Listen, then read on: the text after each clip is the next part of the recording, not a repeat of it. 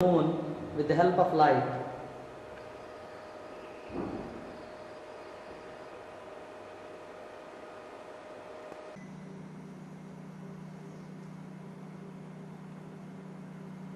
These are the 7 different colors.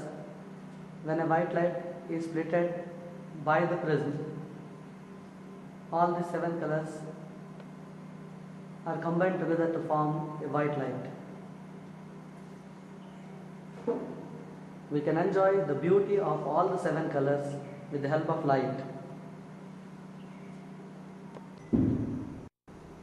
We can enjoy the color of the feather of peacock, which is consisting of different colors.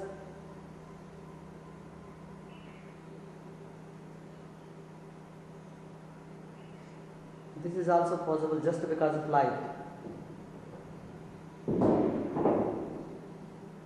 If there is no light, we would have missed all these things, entire this colorful world.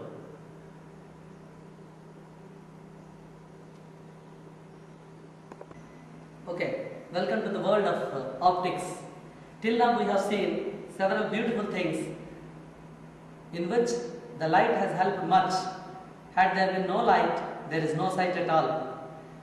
Now let us understand how we can see the things. Simply, if the light is there, can we see the things? No. If the objects are not reflecting any light, then we cannot see the object. In fact, the property of reflection is mainly involved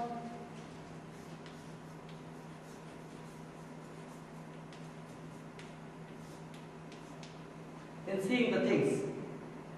The very first thing, the light falls on the object and then the object reflects back the light, and that light we receive and we can see the objects with the help of our eye. The image of the object is falling on the retina. Retina in fact is acting like the screen in the eye, and with the help of retina we can get the image, and thereafter with the help of optic nerve it goes to the mind through the electrical signals, and we will be able to identify the object. As the electrical signals are carried out by the optic nerve, the branch of physics which deals with light and measurement of light and all the phenomenon of light is called optics.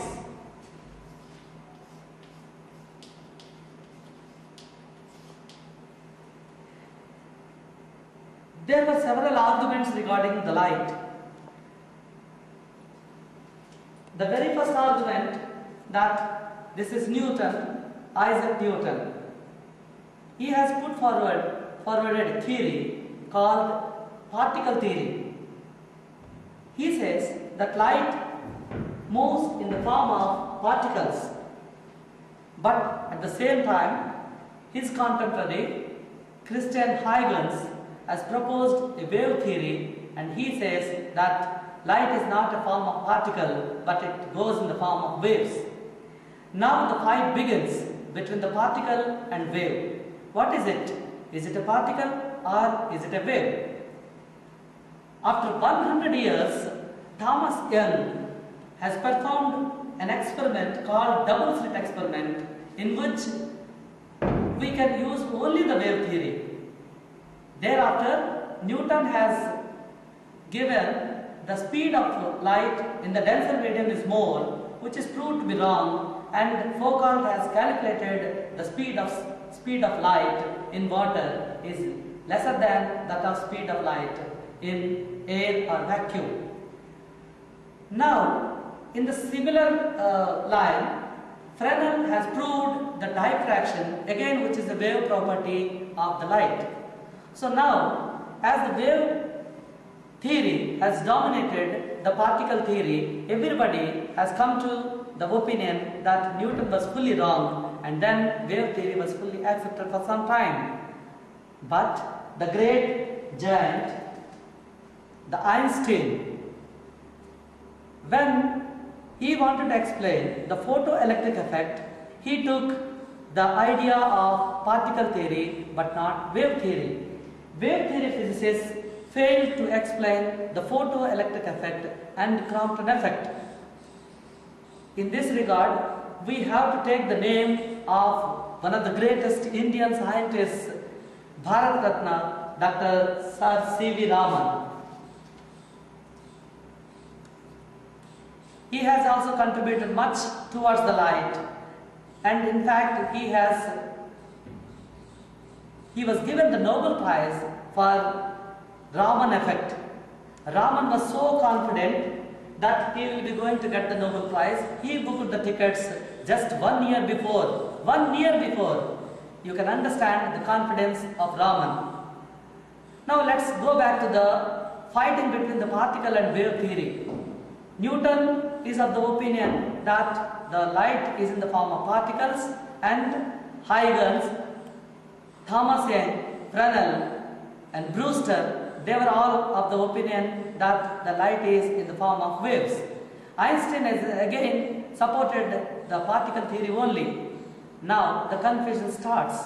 Is it a wave or is it a particle? Then comes the de Broglie, who has given a solution, who has resolved this problem by telling that light is a particle of wave nature.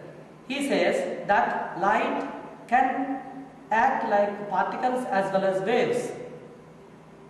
It depends on the circumstances and it depends on the situations. So de Broglie could give the finest solution for this entire complicated question whether the light is a wave or a particle. So now we can consider the light is having the dual nature. Sometimes it behaves like particles and sometimes it behaves like waves. Light is an electromagnetic wave. Electromagnetic wave, it consists of electric field and magnetic field. These electric field and magnetic field are perpendicular to each other, and it is also perpendicular to the propagation of the wave. For example, if in the x direction the electric field is there, in the y direction the magnetic field, then the wave will be propagated in the z direction. All the three directions are mutually perpendicular to each other. Light is a form of energy. How can you say this? Okay, now let us perform a small activity through which we can understand light can do some work, means light is a form of energy. In this activity, I have taken a galvanometer and a light dependent resistance. So when we switch on the light, then the resistance will be decreased and current will be more. So the reading in the galvanometer will be deflected more. So that can be possible just by switching the light on. So that is, the light is able to move that needle. That means it is doing work and it is a form of energy. Okay, shall we start it? Now you can see the reading. It is 12. Now it's going beyond 30. Let's do it again.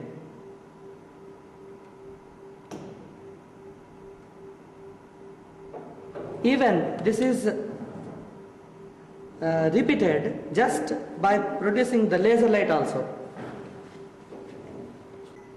Okay, now let me focus the laser light on the light dependent resistance.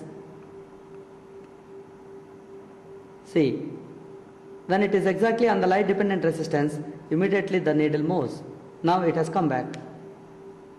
Check it once again. So this activity confirms that light is a form of energy. There are several other activities through which we can say, but I consider this is the simplest activity through which we can say light is a form of energy.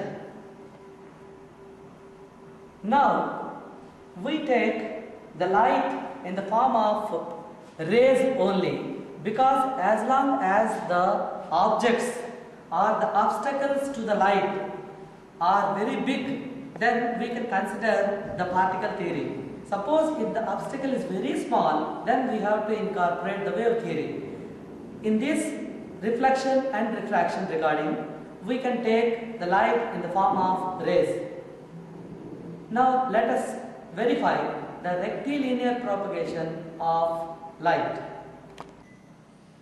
A very old setup to exhibit the rectilinear propagation of the light. Here I took 4 cardboards, a screen and a source of light. Now this source of light passes through the 4 holes and finally it makes the image on the screen. Now the basic idea behind that is, if you disturb any one of the cards, then the image would not have fallen here. Let us verify it. I am just disturbing the third one.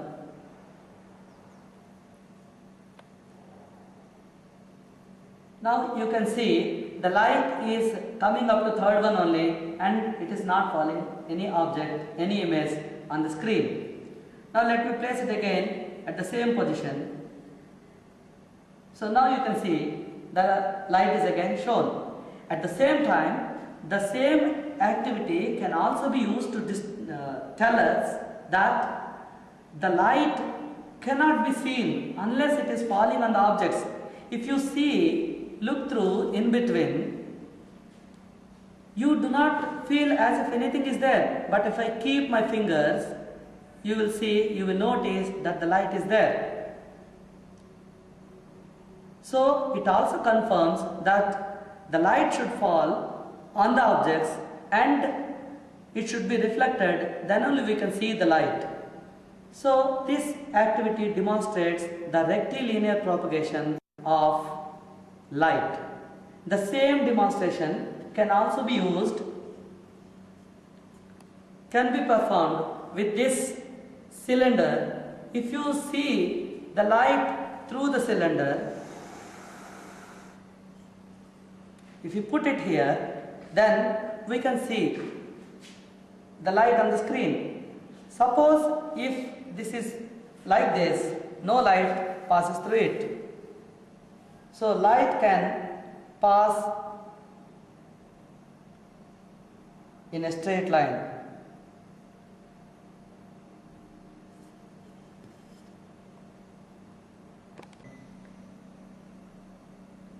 Hi friends. In fact, you are looking at my image, not me. That means light can be reflected well through the surfaces like the mirror. My friend can see his image while shooting, but at the same time,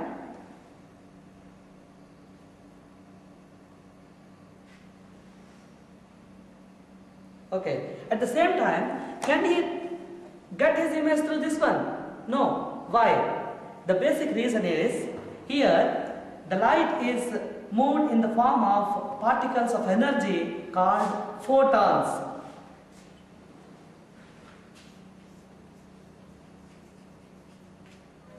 So these particles of energy, photons, are having the energy h times nu, where h is the Planck's constant.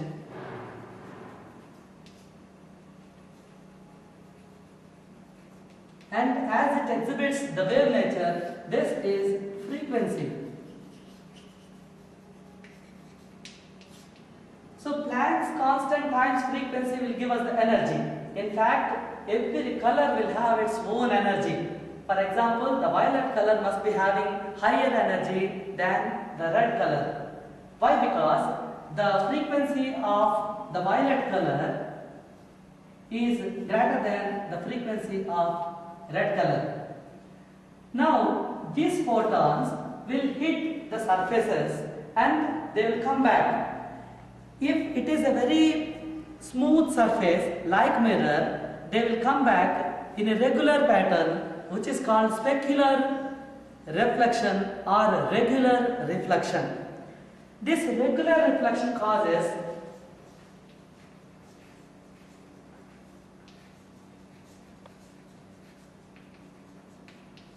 the formation of image. Whereas in this, even though it is appeared to be very smooth from the outside, but it is not so smooth. Okay, let us investigate the smoothness of a paper through the compound microscope. So the construction of the paper that you are seeing here, it is made up of celluloid material, and you can see the fibers of the paper. The photons hit the different layers at different places, and an irregular or a diffused reflection is caused, which is, just now we have seen the regular reflection causes images and irregular reflections does not cause any image. Now let us find the laws of reflection. In fact, these laws of reflections are also valid for diffuse reflections too. The first law of reflection tells us, suppose if you take a mirror,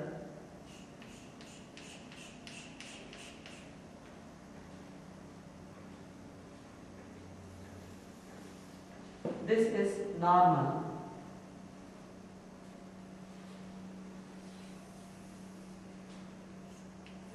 This is incident ray.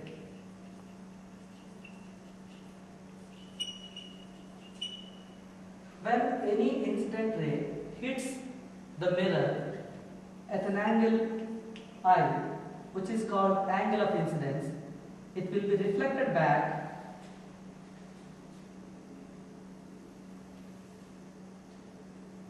by making an angle R, which is known as angle of reflection, and this is called reflected ray,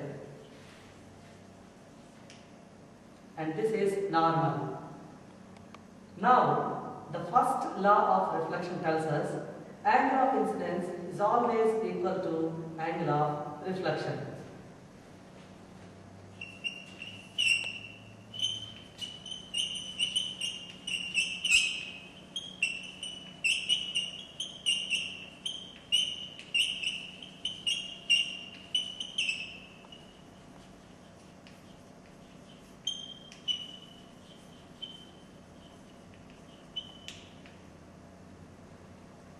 Normally, we write angle I is equal to angle R, but in physics, you can simply write I is equal to R. I means angle of incidence and R means angle of reflection.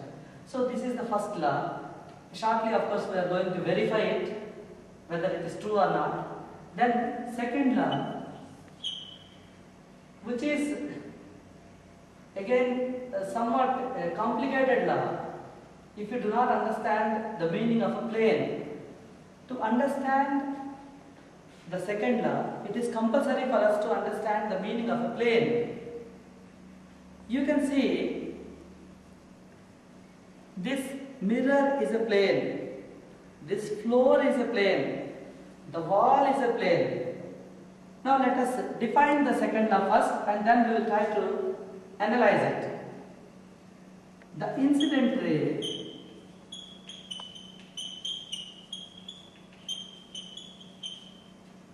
remember, in ray optics, always it is compulsory and customary for us to put the arrow mark in the direction of the propagation of the wave. So here, this is incident ray, and this is known as point of incidence. Incident ray, the reflected ray, and the normal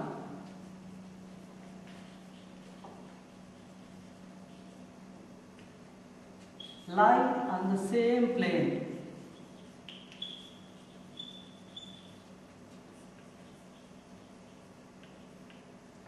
For example, if this is the mirror, and then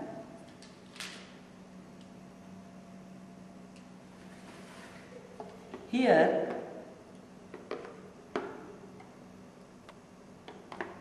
this is the incident ray, this is normal, and this is reflected ray. All the three are lying on this surface that is called plane. Remember, the mirror is not lying on the same plane, it is in the perpendicular plane. This is an interesting point in the second law. The very first thing that you have to understand, all the three will be lying on the same plane. What are the three? The incident ray, the normal, and the reflected ray. The mirror is lying on the plane which is perpendicular to this plane. So that is very important, which we may not be able to understand through the board diagram, because in this board the mirror, incident ray, reflected ray, normal are appeared to be on the board. After all, board is a plane. You have to understand that this mirror is not like this, it is like this. So that is the important point to be noted in the second law. So now let us verify these two laws through simple activity. Okay, through this simple activity, let us learn the first law of reflection. Here I have taken a box containing water, and in that water few food powder is added to it, so that the laser light can be visible. And I have put one mirror, and then I will focus the laser light onto the mirror, and then we will observe the angle of incidence and angle of reflection. By turning the mirror, we can change the reflected ray. So that's what we are going to do now. Let us observe it.